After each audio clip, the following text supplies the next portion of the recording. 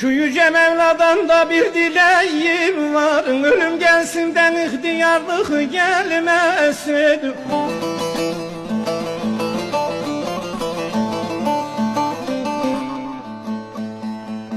Ne zaman gelirse de başımın tacı, ölüm gelsinden ihtiyarlık gelmesin. Kardeşime gelmesin, yoldaşıma gelmesin, hiç kimseye gelmesin.